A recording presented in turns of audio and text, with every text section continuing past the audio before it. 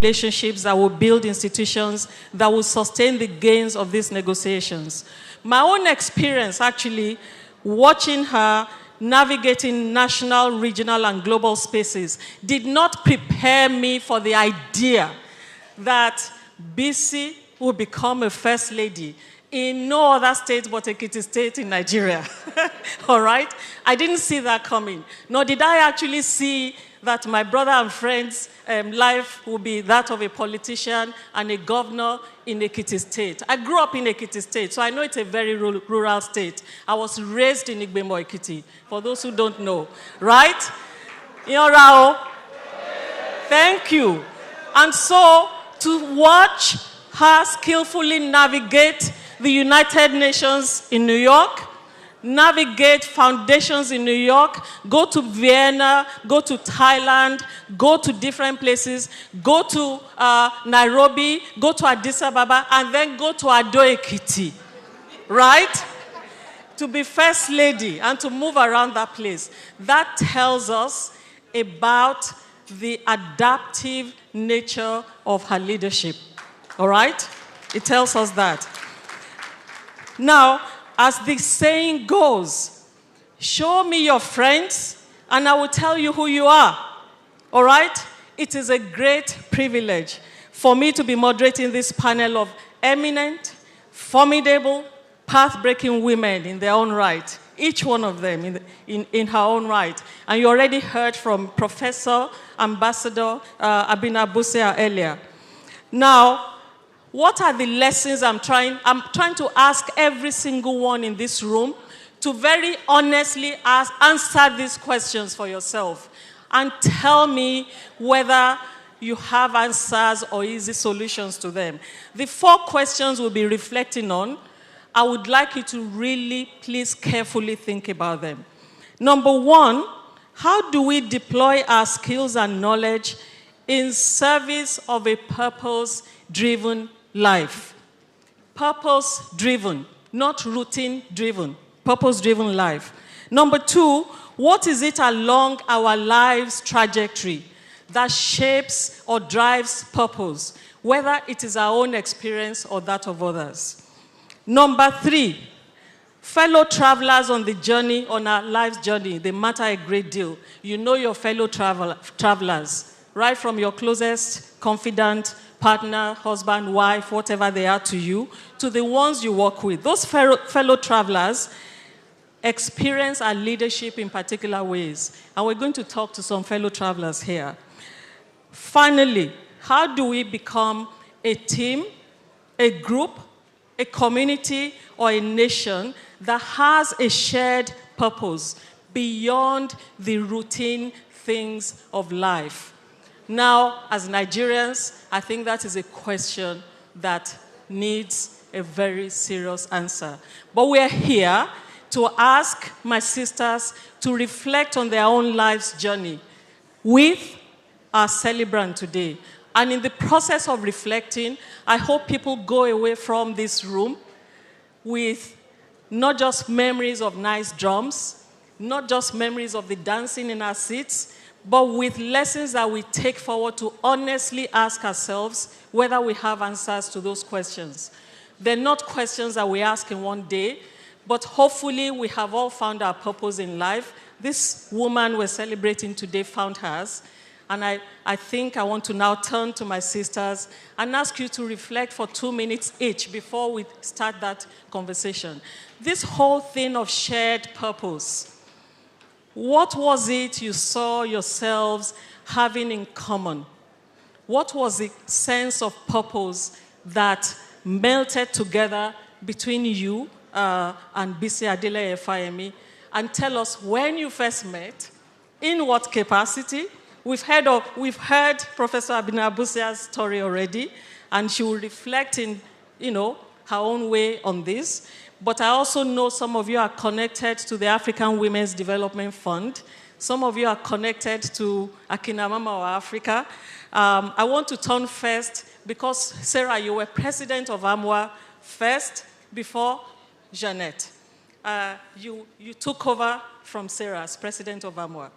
Yes? You've even forgotten. I remember. Yeah? Over to you. You have your mic right next to you. Yes.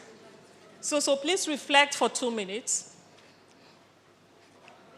Thank you so much, Prof. And before I do, I would like to send greetings to you, Erelu, from your sisters in Uganda, Sylvia Tamale, Winnie Byanyima, Solomon Akawesi, all the movements of women that you inspired just as much as you have done here. In other words, Bisi is our sister too, on the other side of the continent. And also greetings to His Excellency, Fayemi'S. So, I think in terms of a shared purpose, right? One always knew, just from one's own observations, that there was something that needed to be done about the lives of African women. I was in London. My mother was there as a refugee from Uganda. And I always knew that something needed to be done, but I didn't know what exactly I could do until I met Bisi Fayemi'S, who was a young woman then, much, much younger then, I think in the early 90s, young woman, full of passion, full of vision,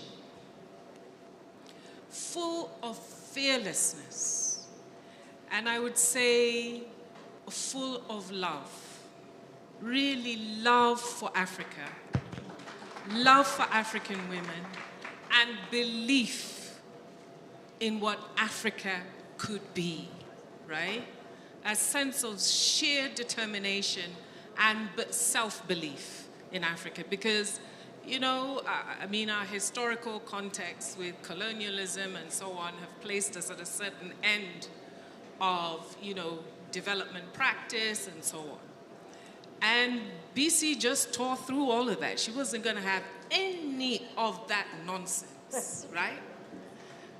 We were in London, if you recall. It was a small self-help organization for African women, but that were trying to link, their existence in Europe to Africa. And the mantra of that organization was speaking for ourselves.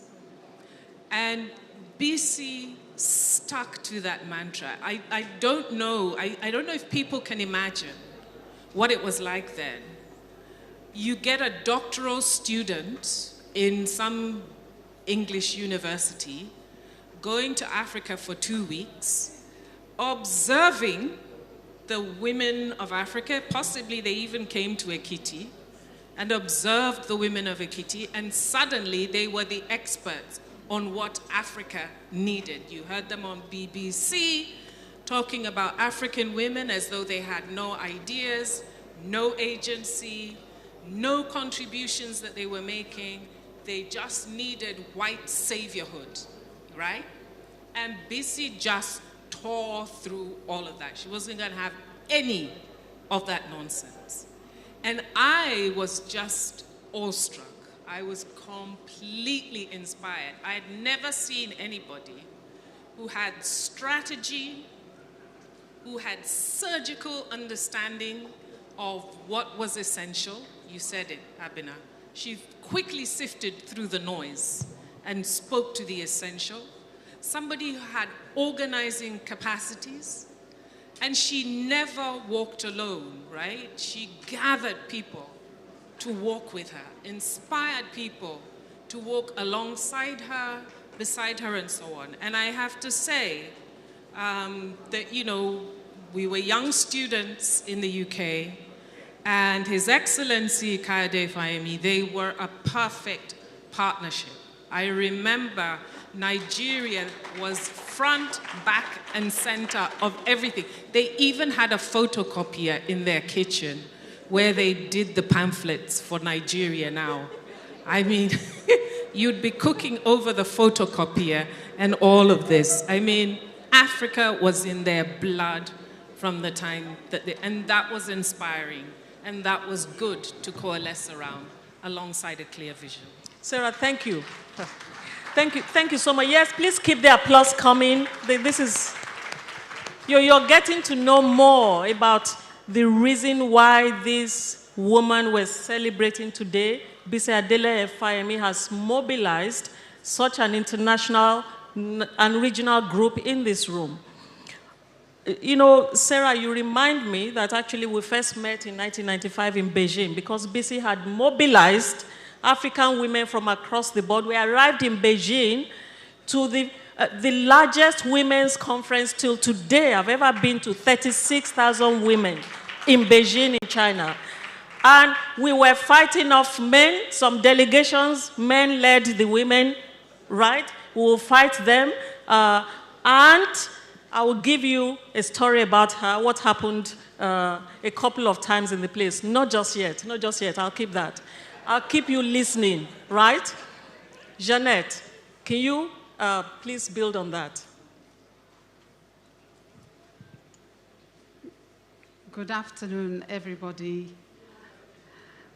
I would like to pay a special tribute to all our political leaders who are here today, our traditional leaders, and indeed the community of men and women who are here today to celebrate a woman, a pioneer, a committed sister, a feminist, a trailblazer, and I want to borrow a term from somebody before, a gender defender. I am truly honored to be here today. And I would like to, again, say a happy birthday to my dear sister and friend of over 32 years. Happy birthday. Now, I first met Bisi, and this was, as I said, over 32 years ago at Wild Court. Wild Court was the office, the little tiny office in London where Akina Mama Wa Africa was set up. Now, I am originally from Sierra Leone and Ghana. I'm half Ghana, half Sierra Leone. And again, I was also finishing my studies at the time, and I was looking for something meaningful because I had studied gender studies and sociology at university. But I was looking for something that meant, walking the talk. We talk about feminism, we talk about gender development, but I wanted to find an organization where I could put my abilities to good use. And so I came upon Akina Mama Wa Africa, and I decided to go to the office. And so I went there, introduced myself to, and I think, if I'm not mistaken, I think you were pregnant at the time, or maybe before you, it was before you got pregnant, yes. And introduced myself, and we immediately struck a chord. Because here was a woman who was speaking my language. She was just as passionate about the things that I wanted, the changes in the status of women, and not only in Sierra Leone, but across the globe, for African women, for women of color, and women in the diaspora where we were. And one of the things that struck me was that this conference is about sisterhood across borders. And Erelu has lived that. She has lived that through her life. She has lived it through the examples here in Nigeria and across the world. So one of the things I was interested at that time was about the plight of Nigerian women who were being held in prisons in the UK at that time. And I found out that Akina Mama had led, they had established a women prisoners project at that time. And I was very concerned about this because what we did was to interrogate the factors that made Nigerian women at that time end up in these unfortunate situations. And we found that there were reasons around dispossession, there were reasons around poverty, there were reasons around lack of economic access, there were reasons around abandonment, around violence, and these were all issues that we wanted to do something about.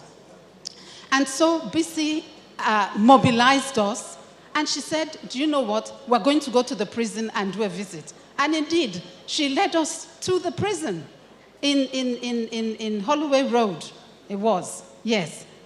And she summoned, the directors and the people who were there and started to negotiate better conditions for the women there. And she even, they were even able to allow the women to talk to us, which I found really, really strange. And this was my first encounter, on an Akina Mama mission. And I was truly blown away by the whole experience. So that was the beginning of my journey. And another, I'll leave the other story for later. Yes. But the two words, really, I think, that speak to me about my relationship with Bisi over the years is about transformational leadership and also commitment to the sisterhood. Yes. Excellent. Thank you so much. Thank you. We've heard some words repeat themselves over and over in the last period. Hi, Billy Adekola. I'm sorry. I've just seen an MG friend of mine in the audience. But so there's a thread that connects all of these things, all right? The purpose question, but the ways in which one builds alliances, that whilst you're mobilizing, you're also building institutions. This was the first time that we heard a group of African women talk about not going cap in hand. And interestingly, have you seen a story in this room? Bisi and Auntie Hilda and Auntie Joanna, they all got together and started the African Women's Development Fund because they were tired of carrying begging bowls around, raising funds for these women's projects. And they said, what stops us from having our own organization and funding women's work? This is how it started. But I'm so proud that on this panel today, not only do we have a Sarah Mukasa, who was president of that organization, Akinamama Africa, who then went to head programs at the African Women's Development Fund. And today, as a matter of fact, she's one of my funders at the moment. She's director of the Women's Rights Division of the Open Society Foundation Africa. So you can see the trajectory of these women, all right? Taka Wori is, you've already seen on your program that she's lawyer, management consultant, leadership development specialist, and board chair of African Women's Development Fund. Can you elaborate a little bit, just in a couple of minutes, this sense of mission and shared values? I think it will work. Yeah. Hello? Yes. Okay. Hello and good afternoon. Yes, my name is Gertrude. Taka, the AWDF board chair, couldn't be here today because of an emergency. She would very much have loved to be here to celebrate this day with Bisi. Yeah, so I'm Gertrude and I'm the Director of Operations at AWDF. I met Bisi in 2007 when I attended an interview at AWDF for the position of finance manager then. At the time, I was leaving an employment that had values that was just inconsistent with mine. I felt unfulfilled, uninspired, and I decided to leave that organization. And so lo and behold, I saw an advert for the position of finance manager at AWDF. At the time, I didn't know about AWDF. I went on the website, read about the work of AWDF and all the amazing staff then. And I could immediately see myself working in that organization. And I was hoping that I would be selected for the job. So here I was going for the interview. Of course, I mean, we all feel differently when we go for job interviews. I was nervous and all that, but, you know, Bisi was all smiles, welcoming. It was a conversation, more or less, you know, and I left that interview even feeling more inspired and wanting to join AWDF. And so lo and behold, I got the job. And I've been at AWDF for 16 years now for a whole lot of reasons. The first one being that AWDF was a place that I was inspired. I believed in the vision and mission of the organization. And I've been inspired to go to work every single day. So back to Bisi, and for me, the shared values. I worked with her for almost 4 years. And every day interacting with her, it was clear that she was a visionary, she was a strategist, she knew what it meant to have sisterhood and solidarity. She laid the foundation at AWDF for institutional ethics, as I indicated.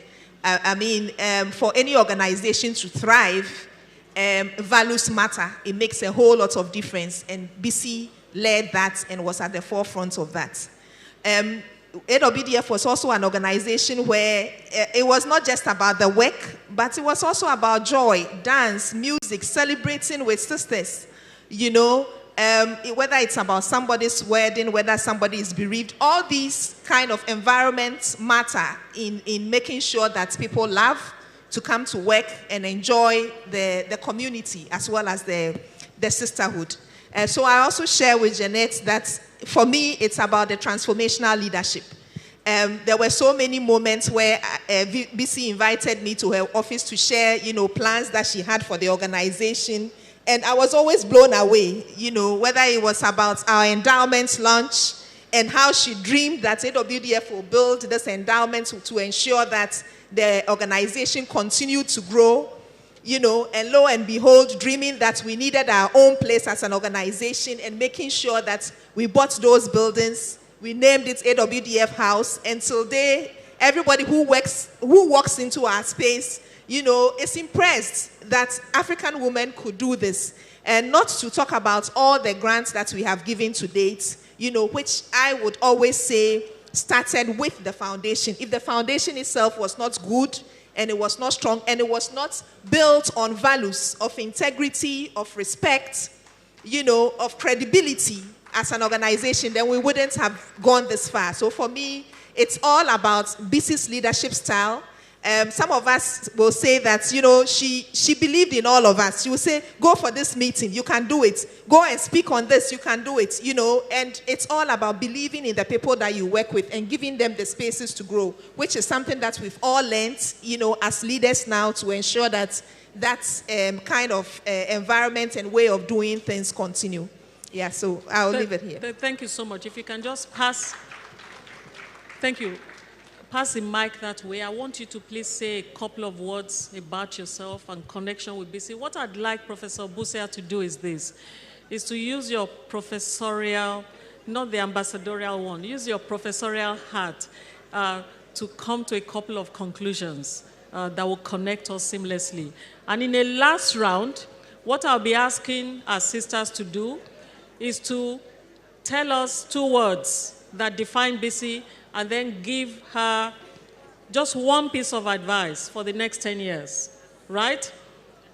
All right? But let's do that in that round. Okay. On this issue, though, on this issue of the AWDF space, this has been my experience, that in Beijing was when I first saw the complete Bisi in that way.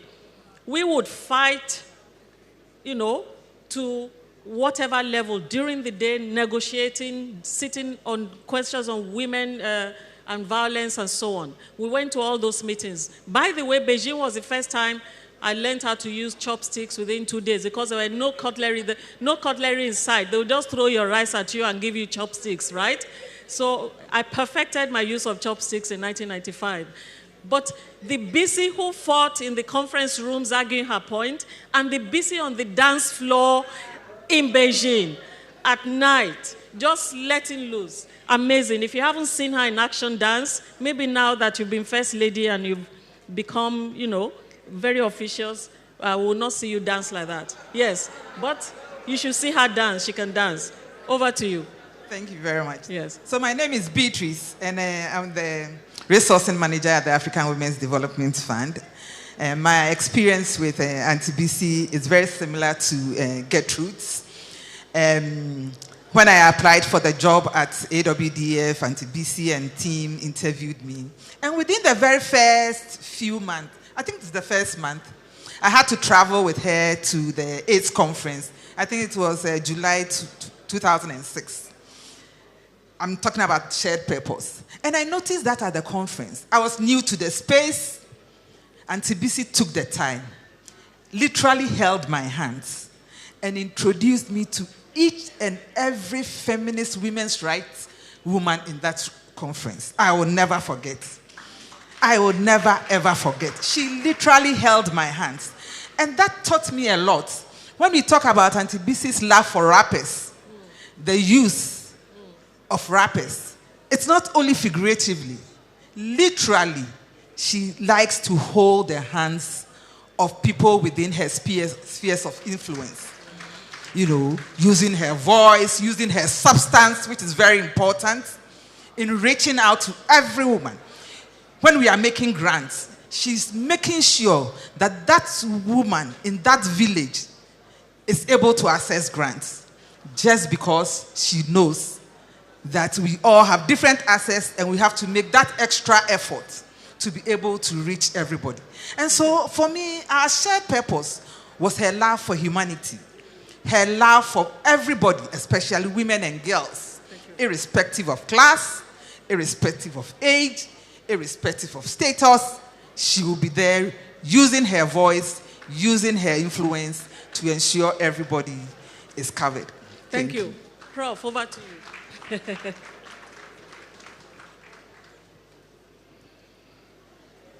Actually, usually when you ask this question, it's difficult. Yeah. But it's not today, because we've all said the same thing. Absolutely. Basically, different variations on the same story.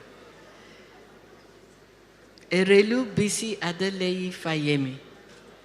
She's quiet. Her manner when you first meet her is unassuming. And she has so much compassion. What Sarah said was true. I think it's important that she's a historian as well as a journalist. It's very, very important, because the depth of understanding that her training as a historian gives her, never leaves her. So every space she occupies, every person she meets, every institution she wants to engage with, she knows the history. She knows who we are. She knows what she's doing. She knows where she's going. And the other thing which we've all mentioned, she doesn't ever assume that she can do it alone. She has faith in her vision. And if you don't share her vision, that's cool. She'll find somebody who does. You don't have to come with her. You just can't keep her back. So it's that clear sense of we have work to do and we can do it. What Gertrude said struck me, because Bisi doesn't command, but she also doesn't ask you if. She tells you that you can do it. She doesn't say, do you think you can handle this? And she doesn't say, go and handle this. She'll tell you, I know you can do this. And the way she says it, you're not going to turn around and say, no, I can't. You're going to step out and you're going to do it. And it doesn't matter what that it is. And she does that for all of us. Thank you. Thank you so much. You've put it so well. I'm not going to ask you to say the two words anymore, but starting with Jeanette, because this sounds all romantic, right? One of the notes I made is that to do this, you know, your life and your living must coincide, but you will also make sacrifices along the way. Bisi has lost some friends and she's gained many friends. And she's lost friends precisely because of the sorts of things that we're saying here. Let's not forget that. One sentence for the next, I know I'll be finished in 3 minutes. One sentence, next 10 years, piece of advice for our sister.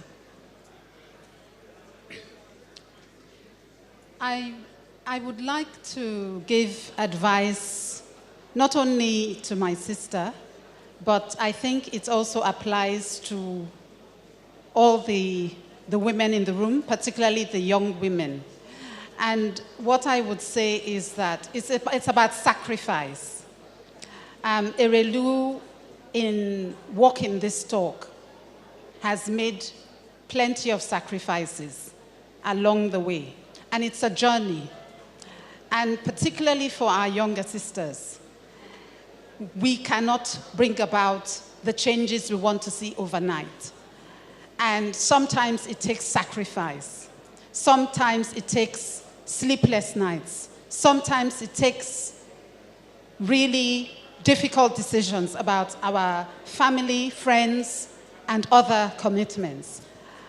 And I will never forget some of the sacrifices that Erelu made when we were at a time of war in Sierra Leone. And she flew from the UK into the war zone.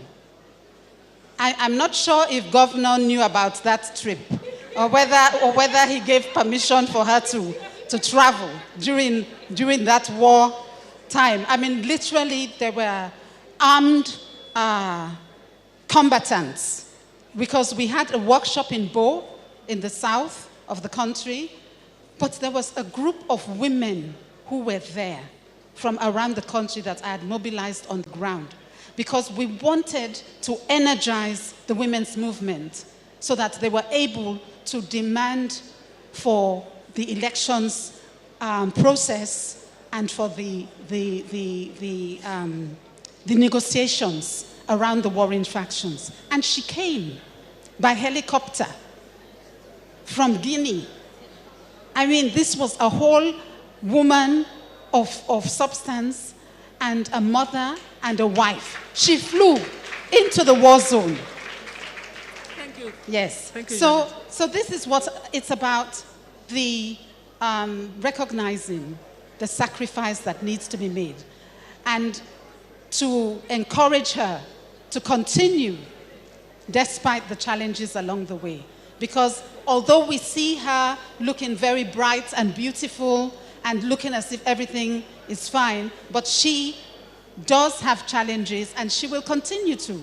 And that's what transformational change entails. It's not just about the bright and beautiful, it's about what's happening down there as well. Thank you. Thank you. The rest, one sentence, please. Next 10 years. You know I didn't fly all the way from Uganda to give you one sentence. But I shall try and be Thank brief. you. You know, what I think is truly remarkable about Bisi's understanding and reading of the world is that, and you mentioned this, Abina, without the foundation, the head can't, it can't function, right? That our leadership is rooted in an understanding, right? And a connection, and a seeing, and an understanding. Because one of Bisi's other amazing contributions is that she has theorized around our experience, right?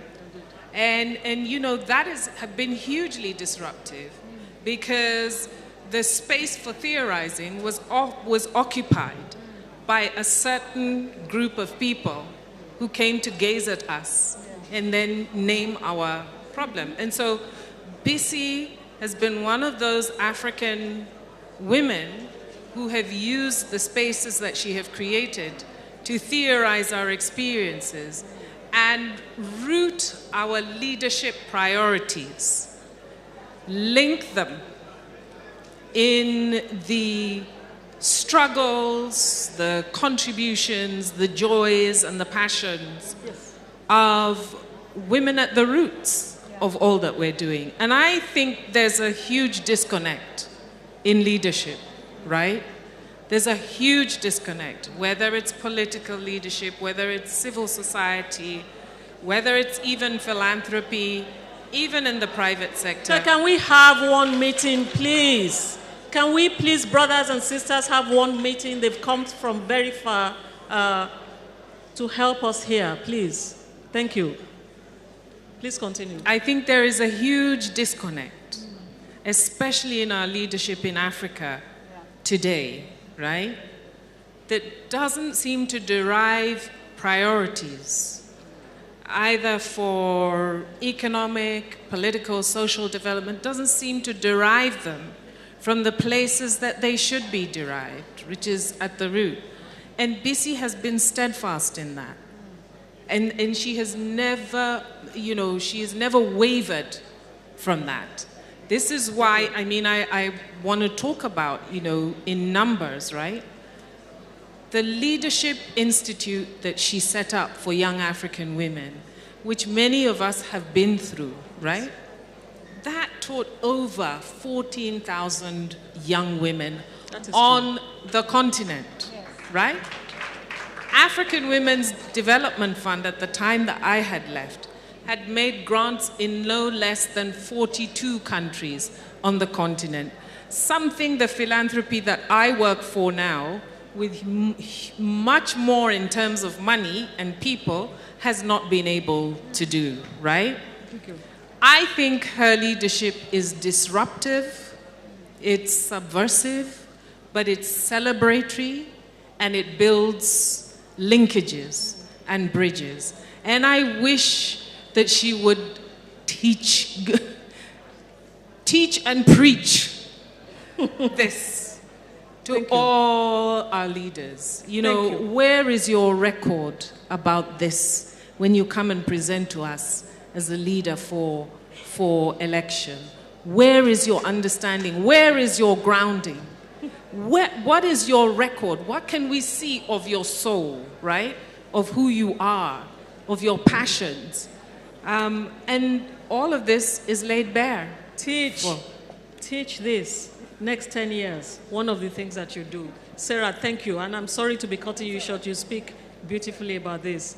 But I'm not the boss of this time. My bosses are behind me, so please. Actually, I'm just going to give Bisi back one of her own sentences.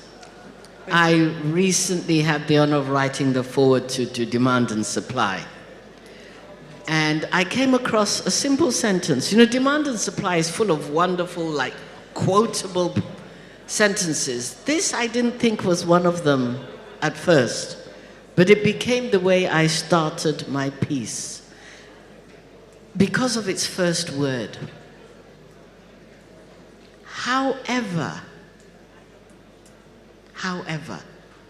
And you see, I'm going to read the sentence, but I want you to note that however, because however carries a burden. Anytime somebody begins a sentence with however, something has come before. And that thing that has come before has been a burden, which they're now about to transcend. However, even though I have come to terms with our limitations, I have learned that giving up is not an option. Wow. I have no advice except keep on doing that. Keep on believing that. Thank you. Thank you. Thank you so much. It's powerful. Yes, Auntie Bisi, yes. Continue to be your authentic self, providing the support and the guidance that you've been providing for a lot of us. And along the way, please remember to dance. In the rain, in the sun, under the stars, please remember that. Wonderful. Thank you. Remember to dance. Over to you. Yes, thank you. I share in what Abna just said, that Auntie Bisi, continue doing what you've been doing. If there's anything that I would emphasize on, it's about your writing. Keep on writing. I share your books. I can hear your voice when I read, and I know that everybody who reads your books also gets something deep out of it to transform their lives. So continue doing the good work. Let me tell you, I hope this was recorded. We will play this video, this hour, in our classrooms a few years from now. I can only conclude by really talking about what I have taken from this sister and from the partnership of these two friends and brother and sister of mine. That when 15 years ago, and I think 20 years ago, I was asking the late Tajuddin Abdurrahim and I think JK, we were in a vehicle traveling together. I don't really think that politics or elective office was what it was. But I envisioned a Kissinger of our times. I envisioned the United Nations, ambassador. For Bisi, this was who I thought would mix it up in politics. All right? But the combined talent here, and part of adaptive leadership is you then, nobody mentions one of her passions. Kayode is one of Bisi's passions. Kayode is one of Bisi's greatest passions. It is true. And when we would sit in our girls' talk, we knew that. And I have to say to you, part of her sacrifice was to immediately change her political career path to be a first lady to him. And that is admirable. And on that, I congratulate you both. And I thank you for your leadership in various realms. And congratulations. And I want to thank my sisters for sharing a stage together like this, and for this kind of exemplary narratives that you have provided. And thank you for that beautiful keynote as well. Thank you. Thank you so much, Prof, for that wonderful job. I warned us all, it's a day of professors. Erelu, please make your way for the group photograph with the panelists. Very, very distinguished conversation they've had this afternoon. And we've been going through the perspectives on the leadership journey of Her Excellency, whom we are celebrating today. And it did make us feel really nostalgic, just looking at the sheer experience on this panel, the years, the combined experience, the combined expertise, the combined years of sisterhood. And we thank you, and thank you so very much.